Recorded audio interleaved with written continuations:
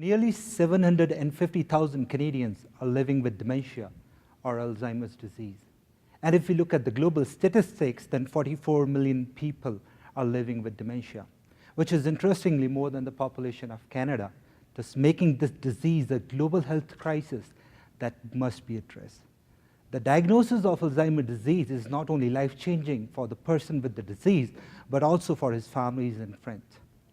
Now, as they say that a picture worth 1,000 words, these pictures are self-portraits by a British artist, William Watermolen, who was diagnosed with Alzheimer's disease in 1995.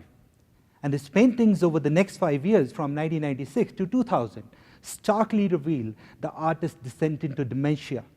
As his world began to tilt, perspectives flattened and details melted away. Now, it's unclear that whether these changes were due to change in his psyche or due to loss of his artistic skills, but in either case, these paintings documents the emotional turmoil of an artist watching his mind slip away from him bit by bit. This made me curious to understand what's going on in the brain during Alzheimer's disease. Now, since I can take human subjects for my experimentation, I'm using mice model of Alzheimer's disease.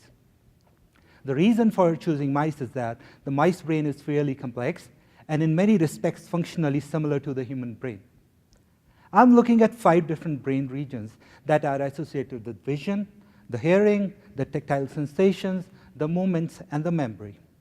In order to look into the brain activity, I first performed craniotomy on these mice, which is a surgical procedure of removal of the bone of the skull and exposing the brain. Once the brain is exposed, I cover with a glass slip and image the same region fortnightly for a period of 1 year.